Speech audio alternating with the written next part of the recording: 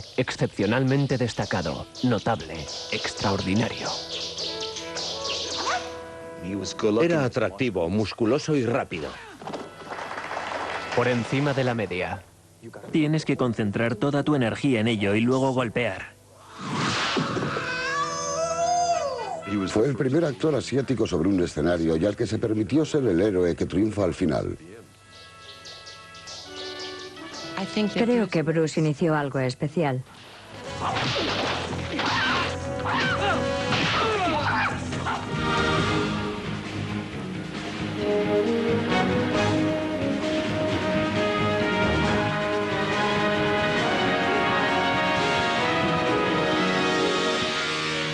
Bruce Lee, el mejor en las artes marciales.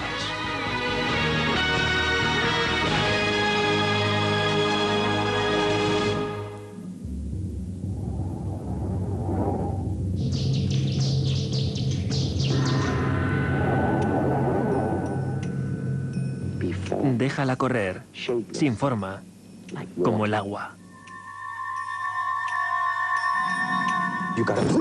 Tienes que concentrar toda tu energía en ello y luego golpear. Las artes marciales en última instancia tratan de expresar tu personalidad de forma honesta. El dragón mueve su cola. Su grito de guerra era inconfundible. No necesitaba traducción. Sus puños y pies lo decían todo. Y su rostro se hizo famoso por todo el mundo. El mejor en las artes marciales, Bruce Lee.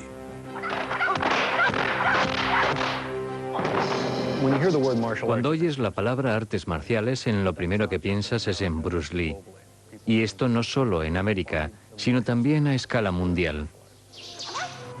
Uno podía sentir cómo la habitación cobraba vida cuando Bruce entraba en ella. Bruce nunca entraba en una habitación, la tomaba. Bruce era irritante, divertido, estimulante, excitante, carismático, impertinente e ingenioso. Era atractivo, musculoso y rápido. Era muy expresivo y con un coeficiente de inteligencia muy alto. Si hay algo irónico en todo esto, es el hecho de que Bruce desmitificó las artes marciales en particular. Sin él no hubiera habido Tortugas Ninja, ni Karate Kid, ni Chuck Norris, ni Steven Seagal, ni Jackie Chan, ni tampoco Jean-Claude Van Damme. Él fue quien abrió la puerta, el que creó la puerta por la que toda esta gente pasaría.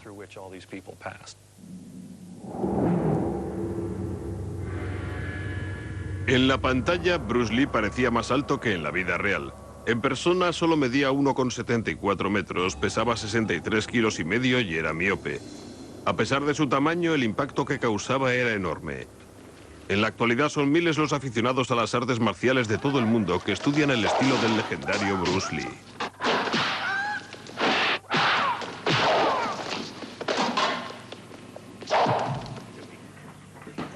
La cámara adoraba a Bruce Lee, y a él le gustaba tanto ponerse delante de una, que utilizó la primera generación de vídeos caseros para rodar las sesiones de entrenamiento en su patio trasero. Nos muestran la rapidez, el poder y agilidad que hacían de él un artista. Pero la verdadera grandeza de Bruce Lee procedía tanto de su capacidad mental y del corazón, como de sus puños. Muy bien, ahora rebobinemos y veamos lo que ocurre. Sin duda alguna, Bruce fue un luchador, pero también era una persona muy profunda, arraigado a filosofías que se remontaban a miles de años. Bruce fue un alma sabia que vino a visitarnos durante un corto periodo de tiempo.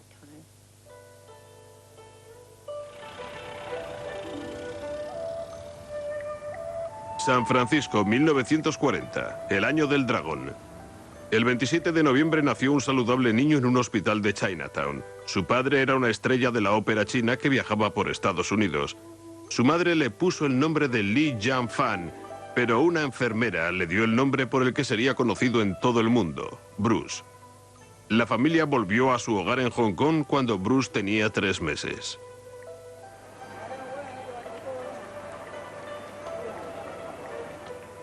Era el tercero de 5 hijos. Bruce creció en una familia dedicada al teatro, así que no es de sorprender la naturalidad que tuvo como actor desde que era un niño.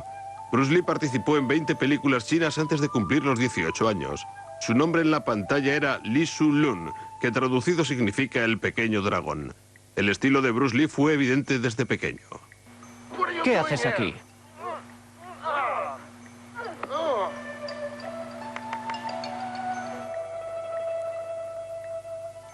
Pero el pequeño dragón era más un gamberro callejero que una estrella de cine. El hecho de haber crecido en las calles de Hong Kong fue lo que le impulsó a tomar clases de artes marciales.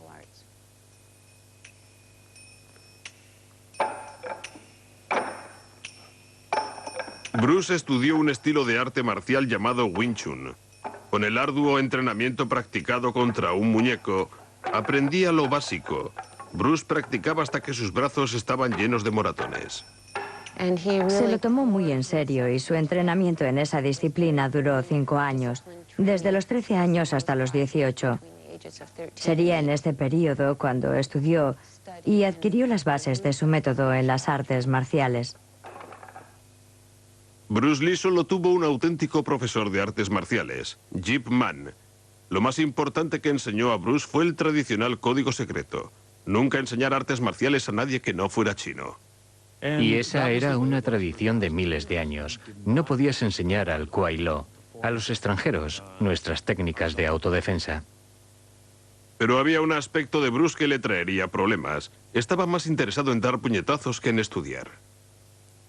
Creo que Bruce se describiría a sí mismo en esa época como un gamberro callejero. Pienso que hasta que no llegó a los Estados Unidos no se tomó en serio sus estudios. Nunca fue un buen estudiante en la escuela cuando vivía en Hong Kong. Si alguien le provocaba para luchar, no hacía falta que se lo dijera 2 veces. Bruce era un competidor nato que nunca dejaba nada a medias. Cuando recibía clases de baile no se conformaba con ser un buen bailarín, quería ser el mejor. Su naturaleza competitiva dio su fruto. En 1958 Bruce fue proclamado campeón de cha-cha-cha de Hong Kong. Estas cintas caseras, que no se habían visto antes, muestran un aspecto desconocido del pequeño dragón, el Bruce Lee bailarín.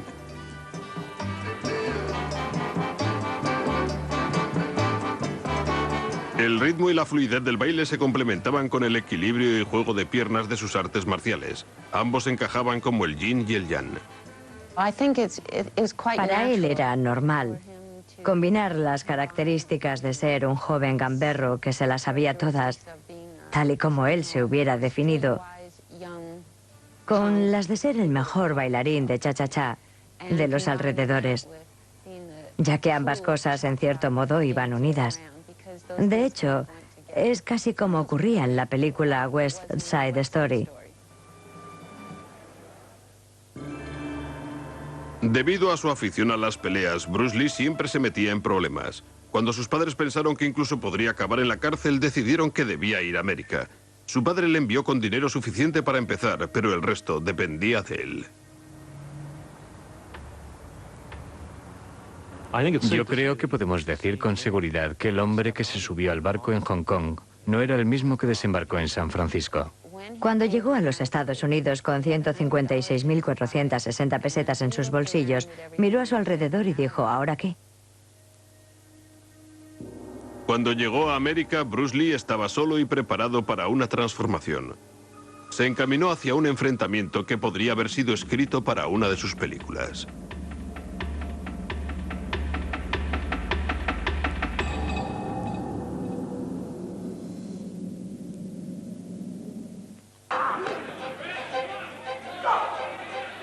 A principios de los 60, el concepto occidental de las artes marciales estaba limitado principalmente al karate y al judo, es decir, a las técnicas de lucha que los militares habían traído consigo.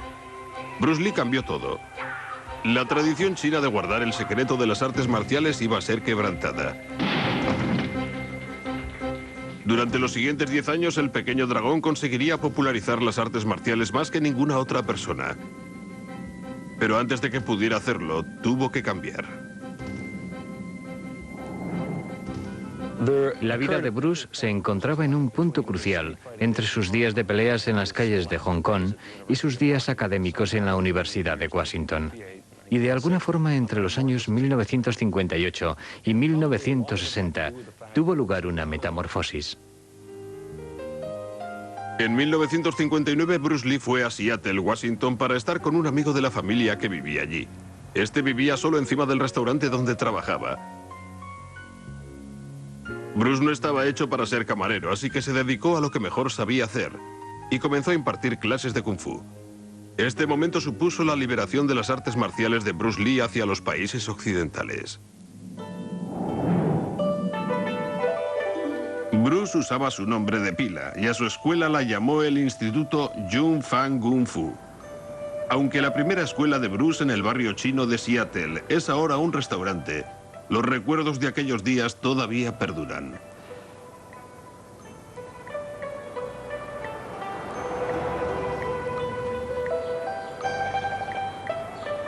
Bruce no tenía en cuenta ni la raza ni la religión, simplemente enseñaba a quien quería. Uno de sus primeros alumnos fue Taki Kimura, quien se convertiría en el mejor amigo de Bruce Lee. Taki Kimura recuerda cómo Bruce cambió una tradición de siglos de antigüedad. Quería abrir las barreras que habían estado ahí durante siglos y opinaba que a la hora de enseñar él no diría, bien, si eres negro o amarillo o blanco o cualquier otra cosa, no voy a enseñarte. Bruce consideraba tu carácter y decía que si demostrabas autenticidad, él te enseñaría. Cada vez eran más los alumnos a los que Bruce Lee enseñaba Kung Fu. Una de sus alumnas había sido animadora en la escuela de enseñanza secundaria de Seattle. Se unió a la clase para aprender Kung Fu y también para estar cerca de Bruce. Estaba haciendo una demostración conmigo y me derribó, suavemente, por supuesto. Y entonces, mientras enseñaba al resto cómo hacerlo, me dijo en voz baja, ¿te gustaría venir a cenar al Space Needle? Yo le dije, ¿todos al Space Needle? Y me contestó, no, solamente tú. Acepté, así que supongo que esa fue la primera vez que salimos juntos. Linda y Bruce se enamoraron. Estaban dispuestos a dar el siguiente paso, pero a principios de los 60 los matrimonios interraciales en América no se aceptaban fácilmente. Cuando Bruce y yo decidimos casarnos, también acordamos no decir nada a mi familia. Fue algo imprudente e inmaduro, pero yo tenía solo 19 años. Mi familia se habría opuesto a mi matrimonio con alguien que no fuera de raza blanca. En el fondo, ellos querían lo mejor para mí. No querían verme en una situación que me llevara a la angustia y al sufrimiento. Sin embargo, yo tenía 19 años y lo hice. Bruce y yo decidimos casarnos y fugarnos. Ya se lo contaríamos más tarde. La pareja solicitó un permiso de matrimonio, pero su secreto salió a la luz cuando un periódico local publicó los nombres de las personas que querían casarse. Mi madre vino al lugar donde yo trabajaba y dijo que necesitaba hablar conmigo, que mi tía Sally la había llamado para decirle que mi nombre aparecía en el periódico. Oh, Dios mío, aquella noticia afectaría a los fans. Claro que lo haría. Hoy Linda recuerda los temores y prejuicios que tuvieron que superar.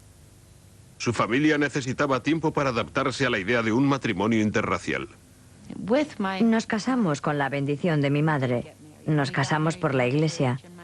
Mi madre y mi abuela estuvieron allí, al igual que Taki Kimura.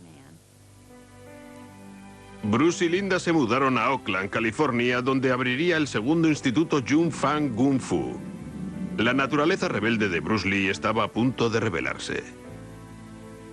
El comportamiento de Bruce, al enseñar especialmente a los caucasianos, es decir, a los blancos, hizo enfadar a los ancianos de la comunidad china. Le enviaron un desafío mientras Bruce enseñaba en Oakland. Fue una escena que podía haber servido para una película.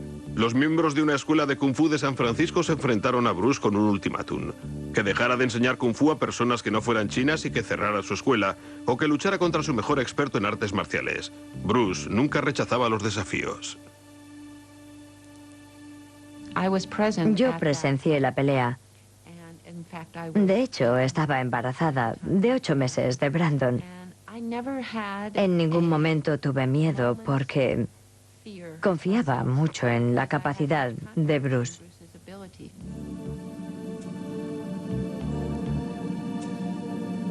Bruce confiaba tanto en su técnica que ni se le pasó por la cabeza que la pelea fuera a durar más de 10 segundos. Pero los dos lucharon durante 3 interminables minutos. Bruce salió victorioso, pero estaba agotado tanto física como mentalmente. Bruce estaba abatido y decepcionado por su actuación. De hecho, fue un momento decisivo en su vida y en el desarrollo de sus artes marciales. Se había dado cuenta de que quizá no tenía los instrumentos adecuados para derribar a alguien al momento, y también de que no estaba en suficiente buena forma física, para hacerlo sin quedar exhausto. Para aumentar su resistencia, Bruce se entrenaba sin parar. Le guiaba el espectro del desafío. Y así, a partir de ese momento, Bruce se aplicó a fondo, al 200%, con el fin de pulir su destreza en las artes marciales. Aquí comienza el desarrollo de su propio estilo, al cual llamaría Jeet Kune Do. Jeet Kune Do se traduce como la manera de interceptar los puños. Esta técnica se convirtió en el método de Bruce Lee. Para desarrollarla, adoptó aquellas técnicas que funcionaban en otras disciplinas de lucha. Para él, lo que funcionaba era lo que te permitía ganar un combate. Estudiaba sin parar. Reunió más de 2.500 libros que abarcaban todos los aspectos de la lucha. No solo los leía, los devoraba. De este libro Bruce Lee aprendió mucho. Al pasar las hojas vemos anotaciones. Algunas de las lecciones que aplicó al Kung Fu provenían de la esgrima. Este es un libro de esgrima.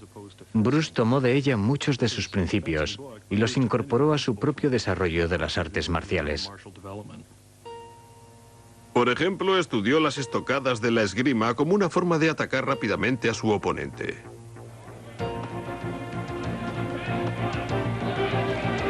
Los resultados de todo su estudio y entrenamiento pronto darían su fruto. Bruce exhibía sus habilidades en las artes marciales en los torneos de karate. Asombraba al público haciendo flexiones con solo 2 dedos. Para demostrar la potencia que podía generar con un pequeño golpe de su puño, Bruce presumía de lo que él denominaba el puñetazo de un palmo.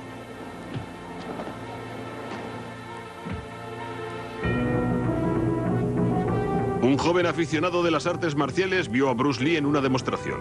Este joven se convertiría en uno de sus alumnos y más tarde en profesor del Jeet Kune Do. Su exhibición de Kung Fu chino era impresionante, auténtica, simple, directa, con una velocidad explosiva. Nunca he visto a nadie hacerlo tan rápido como Bruce Lee lo hacía.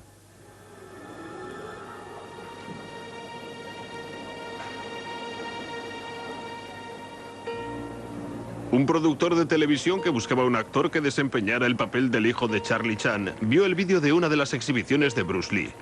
Le llamaron para hacer una prueba cinematográfica. Hollywood estaba a punto de cambiar el curso de la historia de las artes marciales. Fui yo quien cogió el teléfono porque Bruce no estaba en casa. Y cuando llegó le dije, un tipo de la Century Fox acaba de llamarte. Quiere hablar contigo sobre algún trabajo para la televisión.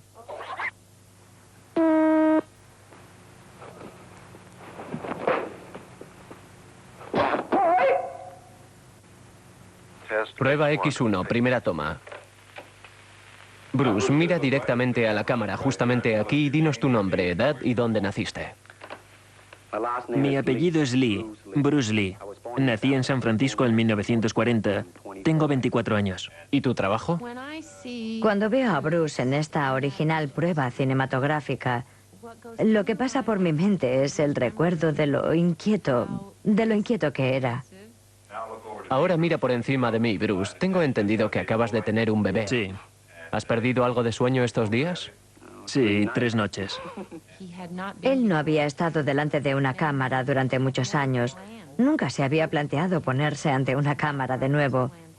En ese momento eso no formaba parte de su futuro y ahí estaba haciendo pruebas cinematográficas. Tenemos el golpe con el dedo, también con el puño superior o inferior. Por supuesto, luego se utilizan las piernas directas a las ingles o al costado. Y si pudiera retroceder un poco, comenzaríamos de nuevo desde aquí para luego volver. Muy bien. Parece preocupado. No tiene por qué preocuparse. No le dieron el papel, pero ese no fue el final de la carrera de Bruce Lee en Hollywood.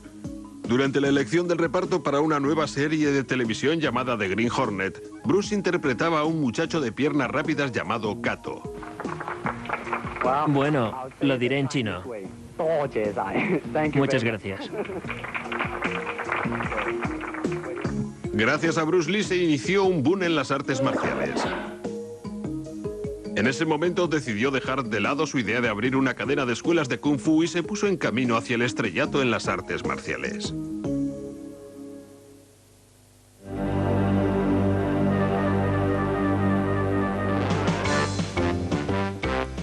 The Green Hornet y su protagonista Kato aparecieron en la televisión en el año 1966. Cada uno de los ligeros movimientos de pies que hacía Kato eran nuevos para el público americano. Pero Kato y The Green Hornet no ganaron las luchas de audiencia. Así que la serie solo duró una temporada. Y Bruce tenía que mantener una familia que crecía. Brandon nació en 1965 y se convirtió en la luz de su vida.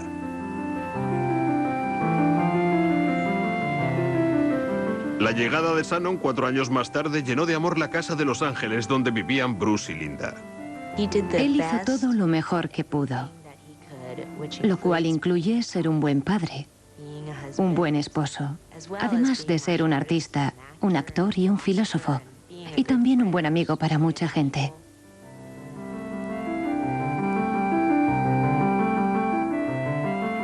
Para llegar a final de mes, Bruce volvió a dar clases de Jeet Kune Do. La única diferencia era que ahora sus alumnos eran estrellas de Hollywood, como por ejemplo James Corden. Fantástico, veámoslo. Bruce grababa en vídeo las lecciones para enseñar a Corbur las posiciones del Jeet Kune Do. Al mismo tiempo, aprendía a coreografiar las peleas para las cámaras.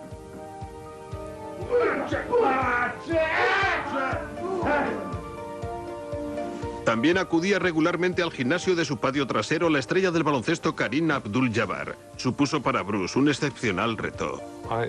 Desde luego que le puse a prueba. Mi altura era un problema para él, pero a Bruce le gustaban las dificultades como sea. La mayoría de la gente no le ponía a prueba, aunque en realidad él era mayor desafío para mí que yo para él. Bruce estaba enamorado de la fama y riqueza de Hollywood y para él no hubo una estrella mayor que su alumno Steve McQueen. Bruce se hizo la promesa de que un día llegaría a convertirse en una gran estrella como él. En esta entrevista exclusiva que ofreció a la televisión habla sobre las sesiones de entrenamiento con su gran ídolo. Como luchador, Steve McQueen es bueno en esa especialidad. Ese pistolero tiene una gran resistencia. Sí, lo veo en la pantalla. Lo que quiero decir es que él dice, muy bien, baby, aquí estoy yo, y lo hace. A pesar de toda su experiencia, lo único que Bruce Lee nunca hizo fue competir. Sin embargo, enseñó a los más grandes competidores. Joe Louis fue campeón de karate cuando entrenaba con Bruce Lee. Yo fui alumno de Bruce, pero hay mucha gente, luchadores muy famosos, que nunca admitirán haber entrenado con él. Tras entrenar con el pequeño dragón, Joe ganó 11 títulos consecutivos.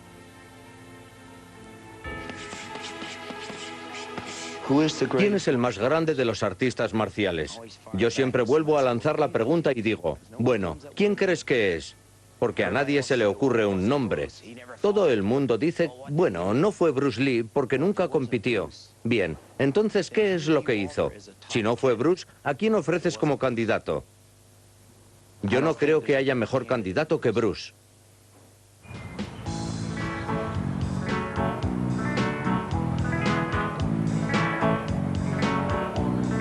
A finales de los años 60, Hollywood flirteaba con Bruce, pero todavía no se hablaba de matrimonio. Trabajó con Dean Martin como coreógrafo de peleas en La Mansión de los Siete Placeres y también apareció en la película Marlowe Detective Muy Privado junto con James Garner. Bruce desarrolló el guión de una película que se llamaría La Flauta Silenciosa y rodó escenas en la India junto a James Corbett. Además consiguió el papel principal en un episodio piloto de la serie Elm Street junto con James Franciscus. El papel de Bruce consistía básicamente en enseñar Jeet Kune Do. Esto es así, ¿de acuerdo? Digamos que vacías tu mente. Déjala correr, sin forma, como el agua. Ahora pones el agua en una taza y se convierte en una taza. Pones el agua dentro de una botella y se convierte en la botella. La pones en una tetera y se convierte en la misma. Entonces el agua puede fluir o no. Sé agua, mi amigo. A pesar de su modesto éxito, Hollywood todavía no estaba dispuesto a invertir en una estrella china.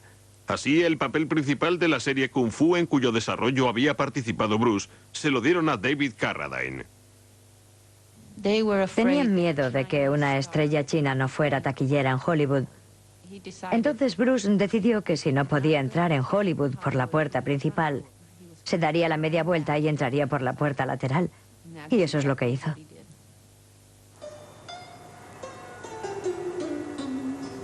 La puerta de entrada no estaba en Hollywood, sino en Asia. Mientras que en Estados Unidos The Green Hornet no era más que un recuerdo, en Hong Kong era todo un éxito. Solo aquí se llamaba el show de Kato.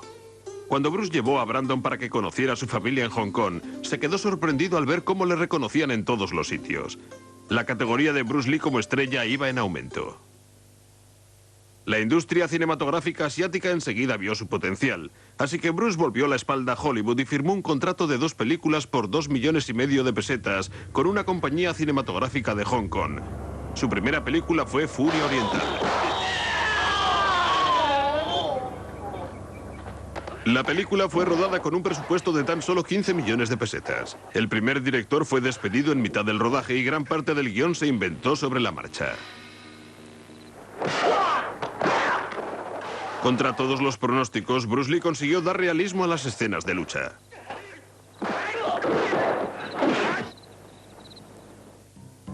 Bruce y Linda acudieron al estreno de la película en Hong Kong y se sentaron en la última fila del teatro esperando con nervios la reacción del público.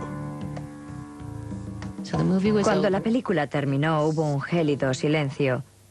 No se oyó nada durante unos 10 o 15 segundos que parecieron interminables. Entonces estallaron las ovaciones del público. La gente se puso de pie y se volvieron hacia donde estaba sentado Bruce. No paraban de aplaudirle y vitorearle. Aquel fue el momento más emocionante de toda su carrera. El mundo estaba a punto de conocer la grandeza de Bruce Lee. El pequeño dragón conquistaría Hong Kong. Y luego se enfrentaría a Hollywood. Bruce Lee tocó la fibra sensible de los millones de seguidores de sus películas chinas.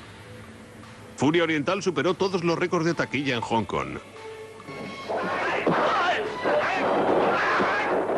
Bruce se había convertido en una superestrella de las artes marciales. Ahora es difícil decirlo, pero entonces Bruce en Hong Kong era el equivalente de Michael Jackson en la actualidad. Bruce era tan famoso que casi no podía salir de su casa. Los jóvenes chinos en particular le consideraban su ídolo. Era famoso, estaba bien formado, era atractivo, era todo un experto en artes marciales. Tenía éxito. Bruce era todo eso y todos los jóvenes aspiraban a ser como él. La palabra superestrella realmente me desanimaba y te diré por qué. La palabra estrella es una ilusión, es algo que el público dice. Uno debería considerarse a sí mismo actor. Lo que quiero decir es que estaría muy satisfecho si alguien dijera, oye, tú eres un superactor. Eso es mucho mejor que ser una superestrella. Ahora que la compañía cinematográfica de Hong Kong contaba con una estrella de primera clase, para la segunda película de Bruce, The China's Connection, dobló su escaso presupuesto. Lo que no es evidente en la pantalla es que Bruce rodó todas las escenas de lucha soportando un agudo dolor.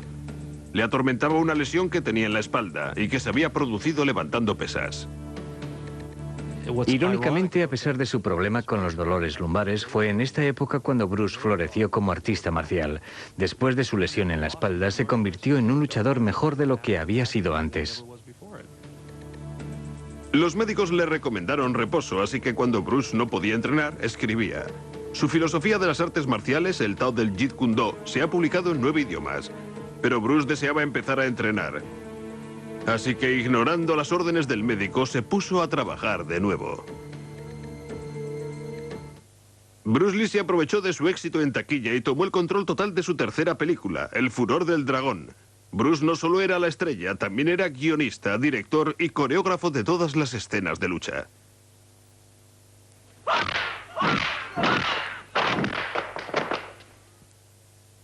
Bruce abrió nuevos horizontes en la cinematografía de las artes marciales. Eligió Italia para los exteriores. Esta fue la primera película china que se rodó en Europa.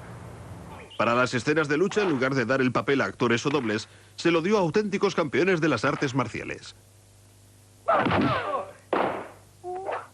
Bob Wall hizo de matón en 3 de las películas de Bruce Lee. A Bruce le gustaba el modo en que daba puñetazos. Se le daba bien recibir todo lo que Bruce le daba, sobre todo las patadas en la entrepierna. Bruce era muy inteligente porque sabía lo que el público chino demandaba, qué era lo que quería ver. A los chinos les gustaba ver cómo Bruce Lee golpeaba a sus adversarios en la entrepierna. Les gustaba ver ese dolor adicional, ya que ellos sentían psicológicamente que durante muchos años habían sufrido lo mismo. Y Bruce lo sabía. Era un experto en jugar con este tipo de sentimientos psicológicos, esos sentimientos íntimos del pueblo chino. Bruce quería que la escena principal de la película El Furor del Dragón fuera la última pelea. Su primera elección para un oponente digno fue Joe Louis. Él quería que yo hiciera una película con él y habló conmigo. Aún no me había contado todo detenidamente cuando vio que hice una mueca de desagrado. Le dije, Bruce, yo no voy a hacer una película y dejar que me pegues, y encima permitir que todos lo vean. ¿Estás loco?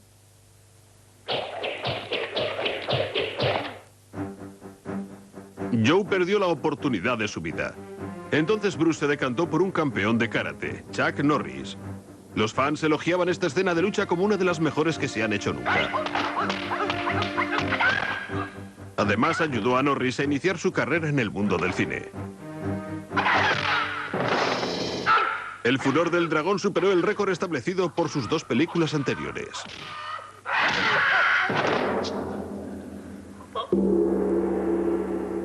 Aprovechando la ola de éxito, Bruce planeó rodar una nueva película que sería su trabajo culminante. Juego con la muerte sería protagonizada por una peculiar pareja. La estrella de las artes marciales de 1,73 de altura y su alumno Karim Abdul-Jabbar de 2,13. Bruce quería hacer una representación de los problemas que le suponía boxear conmigo. Básicamente todos nuestros pequeños episodios en su patio trasero y los problemas que yo, con mi altura, representaba para él y mi relativa rapidez.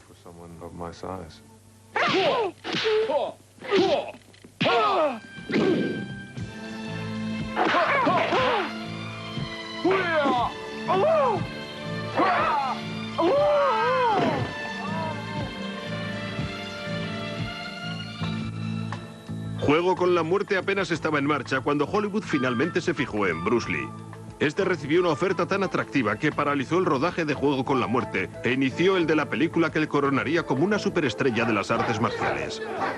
La Warner Brothers presenta Operación Dragón, la primera película de artes marciales producida por un importante estudio de Hollywood.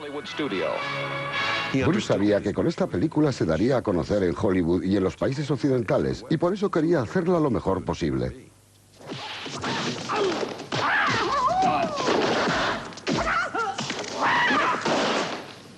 ¡Corten!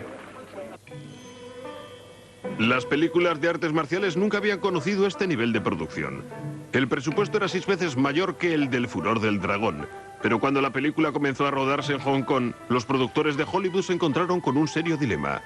Bruce estaba tan nervioso que no podía ponerse frente a la cámara, así que el equipo rodó todas las escenas que pudo sin él. Bruce estaba muy nervioso cuando comenzamos el rodaje.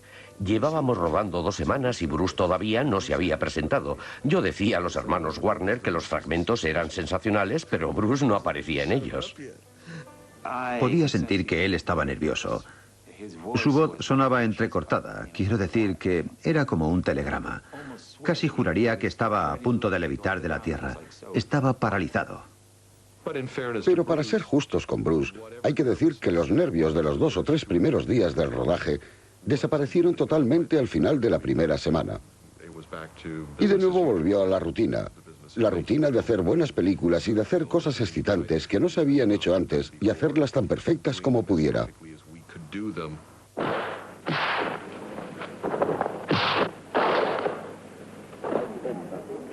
Bruce transformó su nerviosismo en energía productiva. El rodaje era agotador y siempre había problemas. Tanto el reparto como el equipo tenían que luchar contra los impedimentos del idioma. Al igual que un pistolero del viejo oeste, Bruce hacía frente diariamente a auténticos enfrentamientos. Todo el mundo intentaba desafiar a Bruce. Formaba parte de la rutina. Él, que nunca rechazaba un desafío, aceptó el reto de un actor del plató. Fue un estúpido chico que le estaba diciendo algo en cantonés. Y creo que Bruce dijo, bueno, ¿y ahora qué? El chico estaba sentado sobre una parte del decorado y Bruce le dijo, bien, ¿por qué no bajas? Y el chico lo hizo. De repente pude verlo en sus ojos. Vi cómo cambiaba su mirada. Se abalanzó sobre él y le dio una patada en los testículos. Cuando terminó, Bruce retrocedió, sonrió, ayudó al chico a levantarse y le dijo que volviera a sentarse.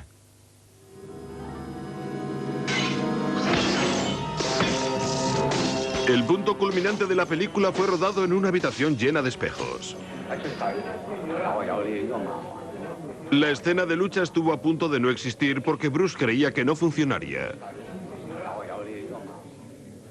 Bruce no quería hacerlo, se empeñaba en no hacerlo a pesar de la oposición de todos, pero una vez que se metió en su papel, como todas las cosas, Bruce lo hizo perfectamente. Esa es otra de sus peculiaridades. Cogía algo, lo desarrollaba y lo hacía mejor. Eso es lo que le hacía maravilloso.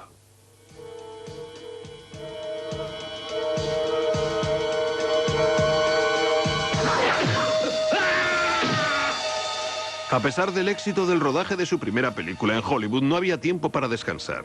En mayo de 1973, Bruce Lee, exhausto, se puso de inmediato a doblar los diálogos de la película. En el estudio hacía calor y Bruce se excusó. Minutos más tarde, un miembro del equipo lo encontró desmayado en el servicio. Bruce volvió en sí, pero luego perdió de nuevo el sentido y comenzó a tener convulsiones. Me llamaron por teléfono desde el hospital y me dijeron que le habían llevado inconsciente. Por supuesto, no teníamos ni idea de cuál era el problema, así que rápidamente fui al hospital. Cuando llegué seguía inconsciente y no sabían qué le ocurría.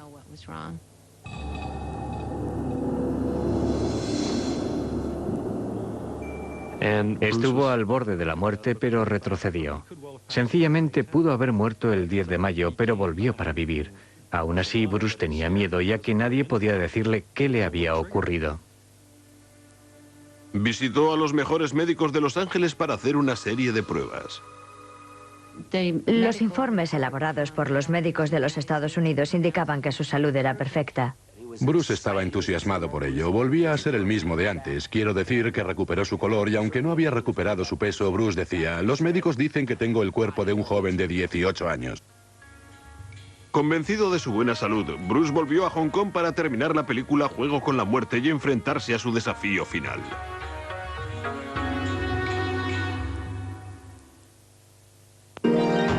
Ya regresamos con El Mundo Natural. 2 meses después del incidente, Bruce volvió para terminar Juego con la Muerte. El 20 de julio de 1973, Bruce se enfrentaba a un día muy ajetreado. Aquella noche fue a casa de un amigo para trabajar en un guión. Aún se quejaba que le dolía la cabeza, así que tomó su medicina y se tumbó para descansar. Ese día llegué tarde a casa. Serían más o menos las 10. Y recibí una llamada de Raymond diciendo que habían llevado a Bruce al hospital. Y todo lo que sabían es que era algo parecido a lo de la última vez. Fui de inmediato al hospital, pero Bruce no estaba allí. Todavía no había llegado. Entonces tuve que esperar, sin saber qué estaba sucediendo, haciendo preguntas continuamente al personal sanitario. Yo decía, alguien me ha llamado diciendo que traían a Bruce al hospital. Y ellos contestaban, probablemente alguien que le ha gastado una broma. Yo estaba segura de que había sido la voz de Raymond. De todas formas, tenía alguna esperanza de quizá haberme equivocado. Pero entonces llegaron. Bruce estaba inconsciente y nunca más volvería en sí.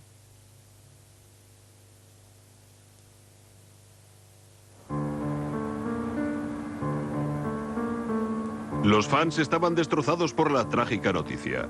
Más de 25.000 personas obstruyeron las calles alrededor de la funeraria en Hong Kong.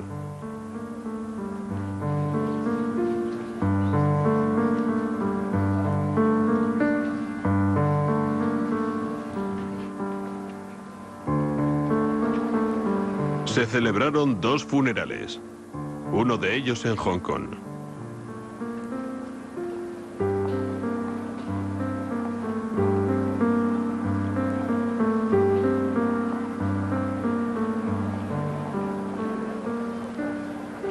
La autopsia reveló que Bruce murió como consecuencia de un edema cerebral, una inflamación del cerebro. Se llegó a la conclusión de que su muerte fue debida a la hipersensibilidad, que Bruce tenía un medicamento que le habían dado para el dolor de cabeza. Era muy extraño que ocurrieran este tipo de cosas. Digamos que es como tener alergia a la penicilina.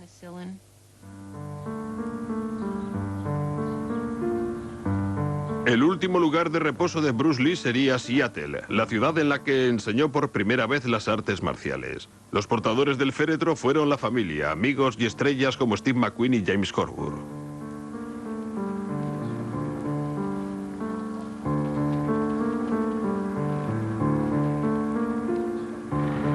Gracias. La paz sea contigo.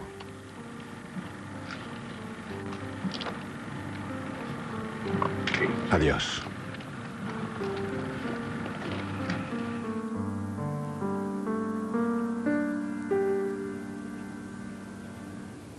Los billetes que los hermanos Warner habían enviado a Bruce y Linda para acudir al estreno de la película fueron los que utilicé para llevar a Linda y los niños de vuelta a Seattle para el funeral.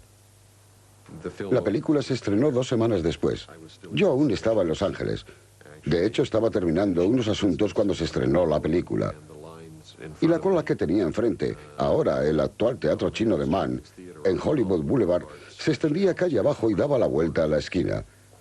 Aquello era realmente sorprendente, aunque bastante obvio, debido a toda la publicidad en torno a la muerte de Bruce Lee. Estoy seguro de que por esa razón, el entusiasmo y la excitación por la película se salían de lo normal. Pero la película resultó tener muy buenas críticas y su éxito en taquilla fue muy bueno. Acudí al estreno de Operación Dragón. El teatro estaba decorado con dragones chinos. Aquello era maravilloso. Y sí, fue muy triste, pero también tierno y gratificante al mismo tiempo. Incluso es más gratificante ahora porque, después de 25 años, Operación Dragón se ha convertido en un clásico de su género. Yo creo que Bruce estaría muy satisfecho. Operación Dragón es un punto de referencia para el cine de las artes marciales. 25 años después de su estreno, la Warner Brothers ha puesto a la venta la película en una edición especial en vídeo. Se restablecieron 7 minutos que se habían cortado de la copia original, escenas que dan una idea de la filosofía de Bruce en las artes marciales. Cuando el adversario se expande, yo me contraigo. Cuando él se contrae, yo me expando. Y cuando tengo la oportunidad, no golpeo. Dejo que lo haga él mismo.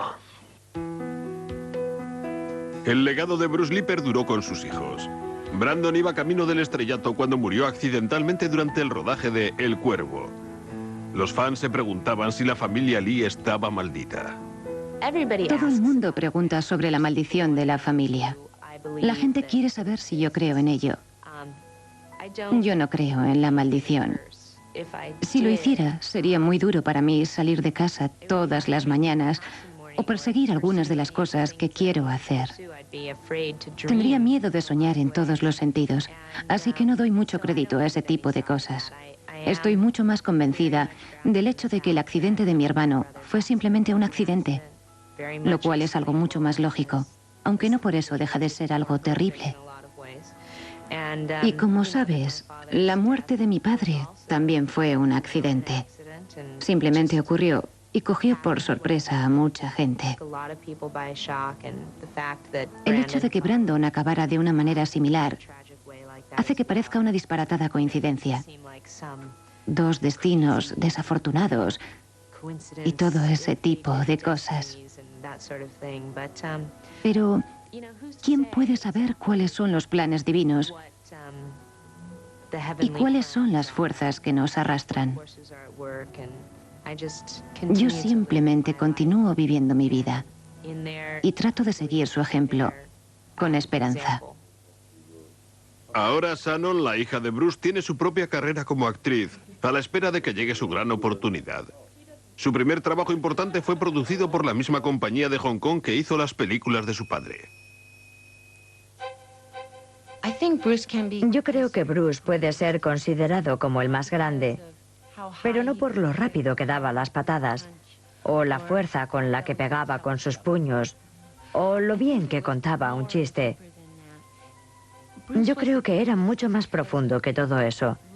Bruce era el más grande por la conciencia intelectual y espiritual que había adquirido a lo largo de su vida. Todo ello le condujo a perseguir grandes metas y a compartirlas con los demás, no solo en su propio beneficio, sino también para inspirar y motivar a los demás a su propia superación. Fue el primer actor asiático sobre un escenario en una película occidental al que se permitió ser el héroe que triunfa al final. Estamos hablando de una industria en la que John Wayne interpretaba a Gengis Khan. Llegó muy lejos.